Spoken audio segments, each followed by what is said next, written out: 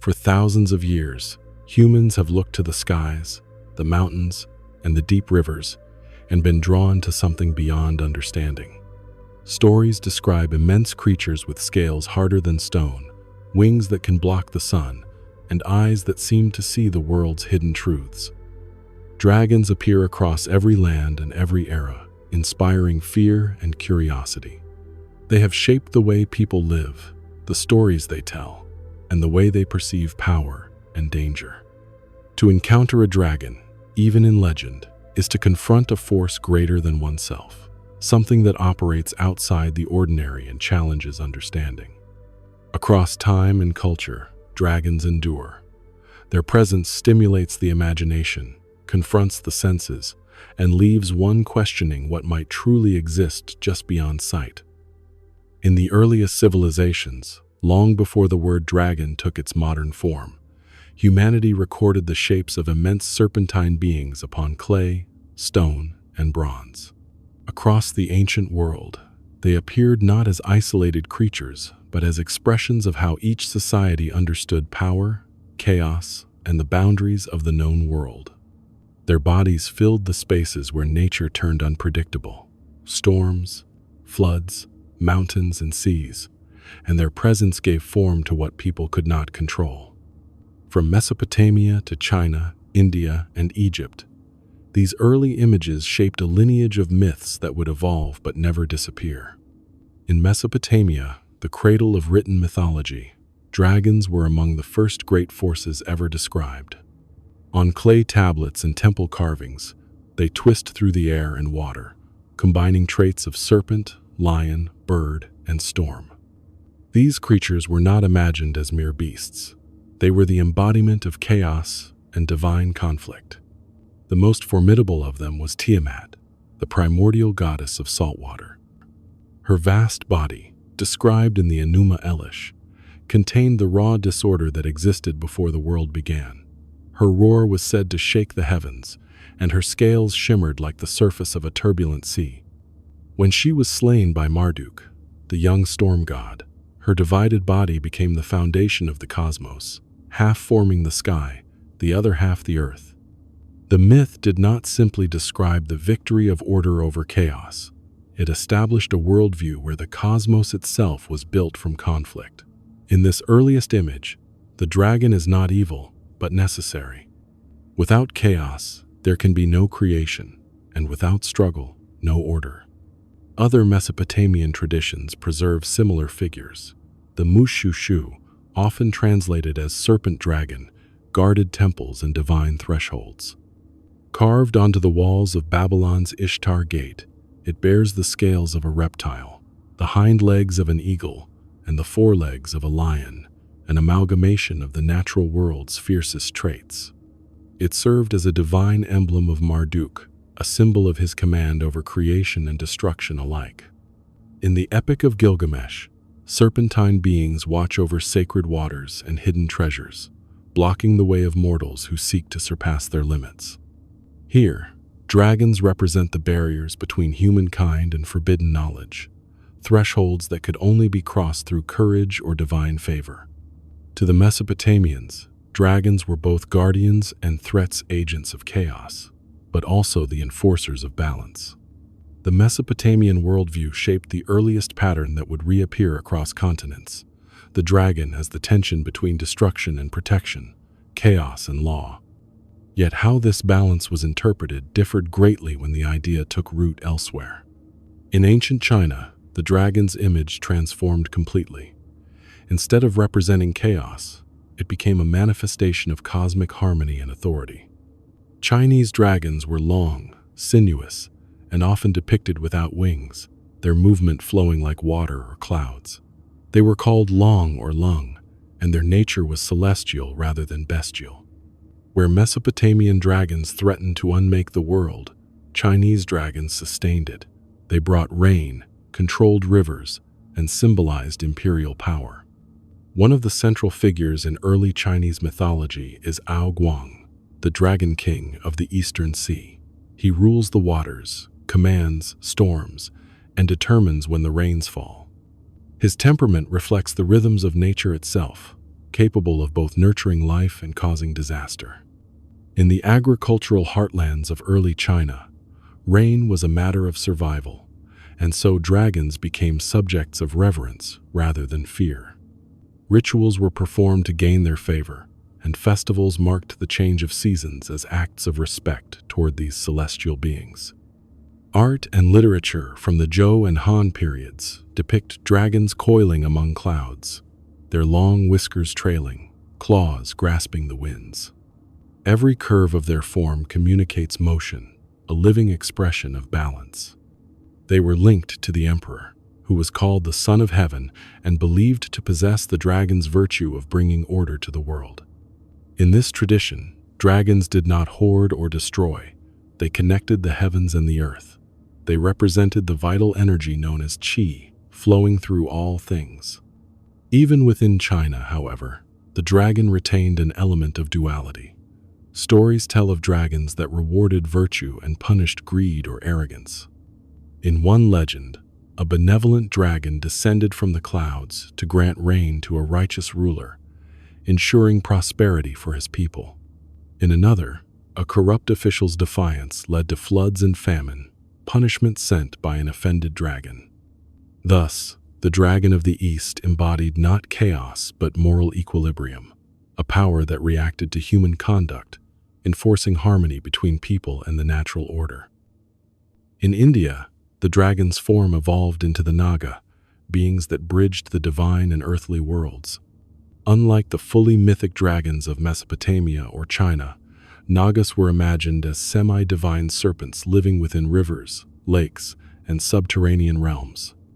Their stories appeared in early Hindu and Buddhist texts, reflecting an understanding of nature that intertwined danger and sanctity. One of the most significant figures is Shesha, the thousand-headed serpent who supports the universe. In the Vishnu Purana, the god Vishnu rests upon Shesha as he drifts upon the cosmic ocean, the serpent's coils forming both foundation and boundary. Shesha embodies patience and stability, the very opposite of the chaos Tiamat once represented. He remains still so that creation may endure. Other Nāga, however, reveal the more ambivalent side of this tradition. They can cause drought or unleash storms when angered, yet also bring rain and fertility when honored. Human communities built shrines near water sources believed to be their dwellings, leaving offerings to maintain peace. In Buddhist stories, Nāgas appear as both protectors of sacred teachings and adversaries to those who misuse spiritual power. One famous account tells of Mukalinda, the Nāga king who shielded the Buddha from a storm by spreading his hood above him. Through such tales, Nāgas came to represent the layered nature of existence, danger contained by wisdom, power tempered by restraint, whereas Mesopotamian dragons defined the boundary between order and chaos, and Chinese dragons represented the ideal of cosmic balance. Indian Nāgas symbolized the coexistence of spiritual and natural law. They were neither purely destructive nor entirely benevolent, but integrated into the ecology of faith and landscape alike. Their presence marked sacred ground, a point of contact between gods, humans, and the unseen forces of the world. In Egypt, the imagery of great serpents carried a different weight. Egypt's desert and river defined a worldview centered on cycles of life and death, and the serpent embodied both. The most prominent of these beings was Apep, or Apophis, a colossal serpent who personified chaos and darkness. Each night, as the sun god Ra traveled through the underworld on his solar barquet, Apep attempted to devour him. Priests recited rituals and performed ceremonies to aid Ra in this eternal struggle, ensuring that the sun would rise again. Apep's body represented the unending threat of disorder, a cosmic force that could never be destroyed but only contained. Opposing Apep was Mehen, a serpent who coiled protectively around Ra, defending him through the night. This duality between Apep and Mehen mirrors the same opposition seen in other early myths: chaos and order, destruction and protection. Another figure, Nehebkau, began as a malevolent serpent associated with death but evolved into a guardian deity who bound together the souls of gods and men. In him, we see how Egyptian mythology allowed the same being to embody both danger and protection depending on its role in the cosmic order. So, while Egypt lacks dragons as physical creatures, it contributes significantly to the conceptual evolution of the dragon archetype, the cosmic serpent as a symbol of chaos versus order. The Egyptian serpent gods established one of the oldest frameworks for this idea, that existence itself is a battle between cyclical destruction and renewal. From serpents in the rivers of Mesopotamia and the Nile to celestial beings among the clouds of China, these figures continued to take shape over time, moving beyond the myths of the ancients and into the stories, legends, and folklore that would define later cultures. In the mountains and fjords of northern Europe, dragons emerge from shadow and mist, immense serpentine beings whose scales gleam like iron under the cold sun and whose eyes reflect intelligence and cunning. In Norse mythology, dragons are closely tied to the concepts of fate and cosmic balance, challenging heroes while shaping destinies. Fafnir, once a man driven by greed, transformed into a dragon to guard a hoard of gold and jewels. His body stretches along desolate riverbeds, his scales hard and metallic, his teeth sharp and unyielding. The legends describe him as a creature both mesmerizing and dangerous, an obstacle born from human vice but magnified into something larger than life. Far above the fjords, the Midgard serpent, or Jörmungandr, coils beneath the waves, encircling the world. Its immense form rises and falls with tides and storms, glimpsed only as a shadow stretching across the horizon. Sailors and fishermen understood the serpent as a signal of impending danger, a reminder that natural and supernatural forces could overturn human endeavors. Jörmungandr is not merely destructive. It embodies the tension inherent in the cosmos, the fragile balance between order and chaos that defines the Norse worldview. Icelandic sagas preserve countless tales of dragons guarding treasures within mountains and deep caverns. These dragons are cunning, patient, and highly aware, watching intruders from hidden vantage points. One tale describes a dragon coiled around a hoard that glimmers in the cold northern light, its eyes following every movement. Heroes who approach must negotiate narrow passages and uncertain terrain, aware that a single misstep could provoke the dragon's fury.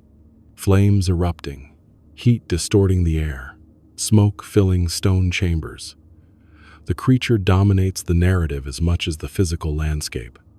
Across the British Isles, dragons appear within chronicles and oral tradition, blending history and myth.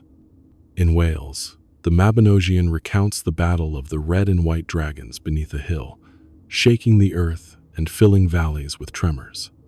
The red dragon coils and lunges, its fiery scales flashing, while the white dragon strikes in retaliation, tearing furrows into soil and rock that become rivers and ridges. These dragons do not merely fight. They are symbolic markers of shifting political and social realities, their conflict interpreted as a reflection of changing fortunes among kingdoms and peoples. The legend of St. George and the Dragon, set in a village near Silene, offers a different model. Here, the dragon is a direct threat to human life and social order, demanding sacrifices and spreading destruction.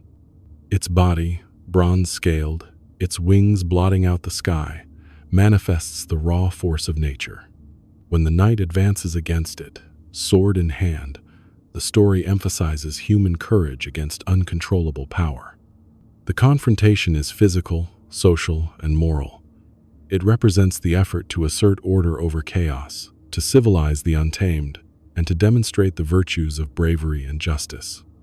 Moving eastward, Central and Eastern European dragons display significant variation. In Slavic lands, dragons known as zmej, zmaj, or zmeju inhabit forests, rivers, and mountains. Unlike Western dragons, they often possess multiple heads and display intelligence and emotion. Some, such as the Zmejgorinik, are destructive, terrorizing villages or kidnapping women, while others act as guardians of crops, rainfall, and regional boundaries. Their morality is contextual. A dragon might punish disrespectful humans, but reward those who honor natural or divine laws. These beings are often semi-divine, capable of speech and negotiation, and their presence is linked to both natural phenomena and moral order. Romanian folklore offers the Folklore, a multi-headed, iron-scaled dragon.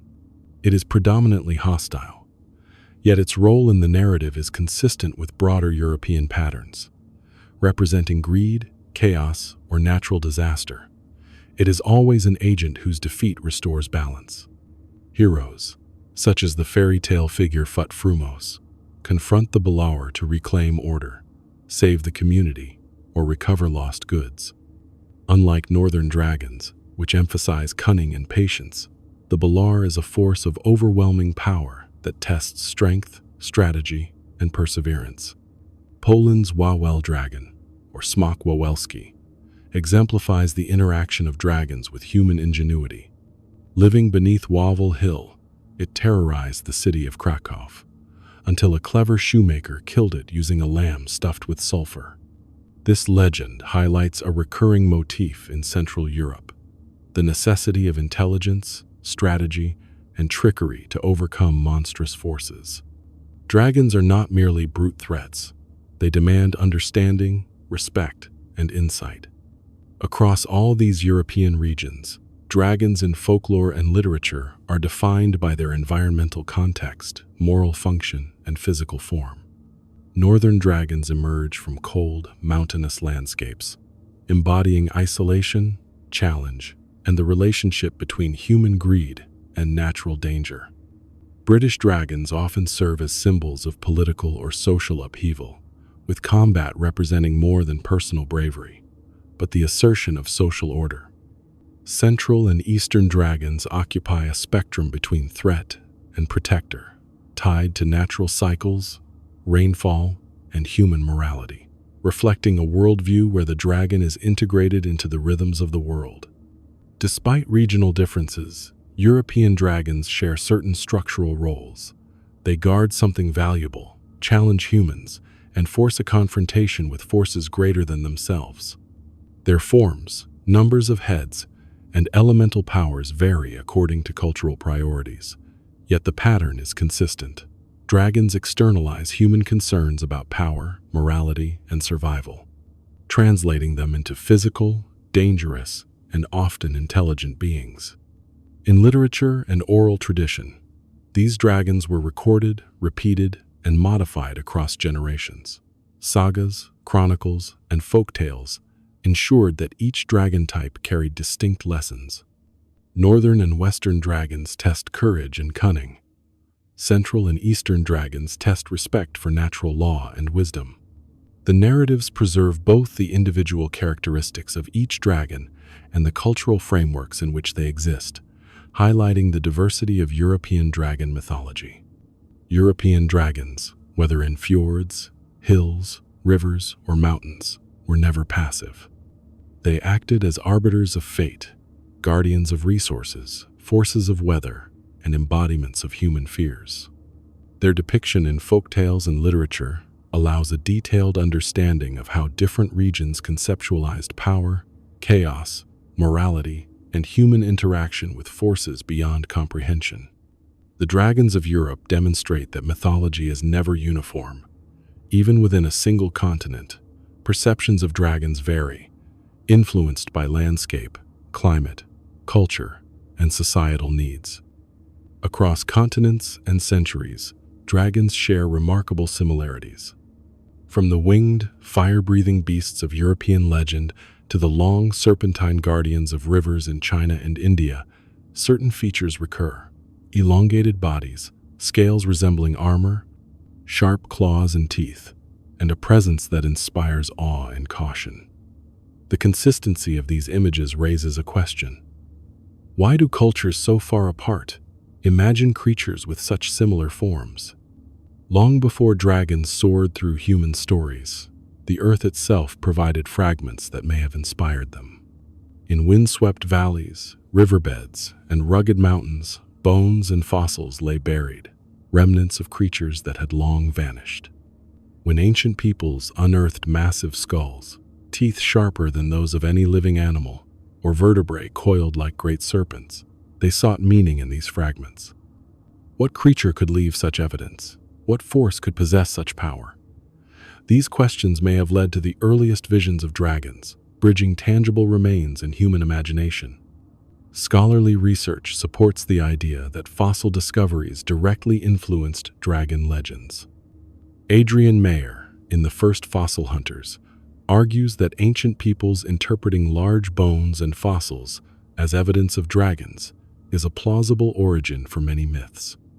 Fossils discovered in the Siwalik Hills of northern India, for example, have been linked to the legends of Nāga, serpentine beings that guard rivers, lakes, and sacred grottos. Such remains would have been seen not just as relics of the past, but as evidence of immense, powerful creatures capable of both protection and destruction. In Europe, fossilized bones of prehistoric animals similarly contributed to dragon lore. Dinosaur femurs, elongated jaws, and clawed limbs were often interpreted as evidence of giant serpents or winged monsters that had once roamed the earth. The discovery of a nearly complete ichthyosaur fossil in England, later named Siphodrachen goldencapsis, exemplifies how such findings could inspire dragon-like imagery, shaping legends in regions where large skeletal remains were uncovered. Crocodiles, large snakes, and other reptiles also reinforced these mental models, providing living analogues to accompany the fossilized evidence.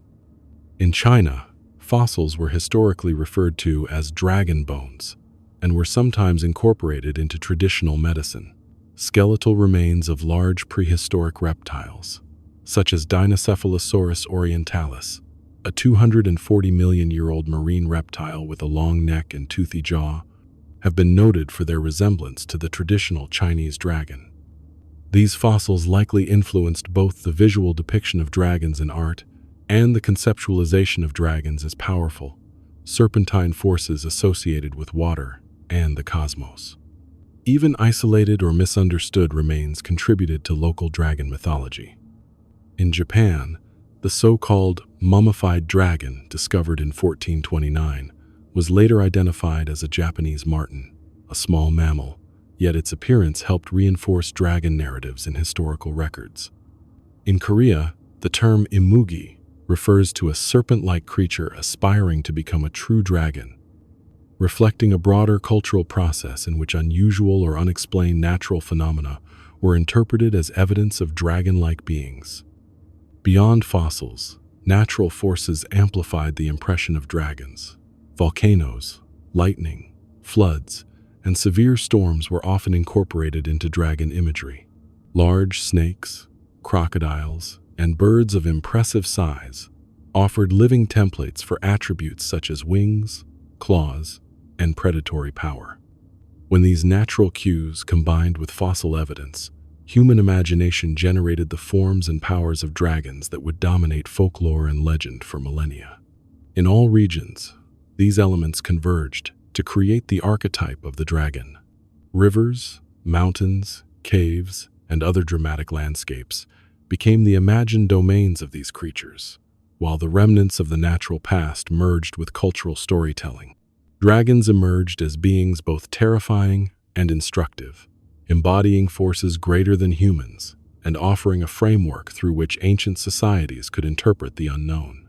Fossils and natural phenomena did not simply inspire dragons. They anchored them in the tangible world, giving substance to myths that have endured across generations and continents. As centuries passed, dragons became more than creatures of fear. They evolved into enduring symbols embedded in the material and cultural world. In medieval Europe, dragons were depicted not only in stories, but as tangible elements of daily life and communal identity. Cathedral carvings portrayed dragons in intricate detail, their bodies coiled along stone walls, wings outstretched, claws gripping ledges, and eyes exaggerated to convey menace. Each carving served as both decoration and cautionary emblem, a visual reminder of forces beyond human comprehension and control. Dragons became markers of moral instruction, illustrating dangers of greed, hubris, or sacrilege, and their forms were meticulously detailed so that observers could apprehend both the threat and the lesson encoded in stone. Beyond sacred spaces, dragon imagery permeated secular life. Castles, fortifications, and civic buildings featured dragons as protective motifs, intended to ward off enemies or invoke vigilance. Heraldry frequently incorporated dragons, signaling strength, courage, or resilience for families and regions. Coins, bridges, and armor were embellished with scaled designs or dragon effigies, reflecting the creature's association with power and endurance. The dragon thus shifted from a narrative adversary into a symbolic presence, bridging myth and material culture, a flexible figure whose meaning could be adapted to the social or political needs of a community. In contrast, dragons in East Asia retained primarily positive associations, yet their cultural and symbolic roles deepened over time. In China, dragons became integral to imperial authority and cosmic order. Dragons embroidered on robes indicated rank and status, the number of claws denoting hierarchical position. Festivals celebrated dragons through music, dance, and river ceremonies, with performers mimicking the undulating motion of a dragon's body to convey vitality, harmony, and control over natural forces. Temples and public spaces were adorned with dragon sculptures, their heads positioned above gates as guardians, tails entwined with pillars to symbolize connection between heaven and earth. In these contexts, dragons were not threats to be overcome, but instruments of societal cohesion, cultural identity, and ritual practice. The representation of dragons in literature and visual culture reflected a similar trajectory of adaptation. European fables and allegories frequently cast dragons as tests of human virtue, agents of trial or obstacles to be navigated. Renaissance bestiaries and travel accounts describe dragons as exotic or semi-historical beings, combining observation, folklore, and imagination. In contrast, Chinese and Japanese prints and paintings depicted dragons interacting with natural elements such as rivers, clouds, and mountains. These depictions emphasize the dragon's integration with the environment, highlighting its role as mediator between spiritual and physical realms rather than a figure of purely destructive power. Over time, dragons became malleable symbols whose meanings shifted according to context. In some European periods, they embodied chaos, danger, or moral corruption. In Asian traditions, they conveyed wisdom, authority, fertility, or protection. Their forms were adapted in art, architecture, textiles, and performance to suit the needs of communities, while retaining a sense of awe and magnitude. Dragons bridged centuries and continents, linking local narratives to broader cultural frameworks. They were inscribed in stone, painted on scrolls, carved into wooden gates, embroidered in silk, and enacted in public rituals, ensuring that the presence of the dragon remained dynamic, culturally resonant, and continuously reinterpreted through generations. Through these transformations, dragons illustrate the capacity of a mythic form to endure, evolve, and integrate into multiple facets of human society. Their continued prominence demonstrates that dragons were not merely creatures of story, but symbols with practical, social, and ritual significance, serving as both warnings and guides, objects of fear and of reverence, and icons through which civilizations articulated human experience, power, and morality.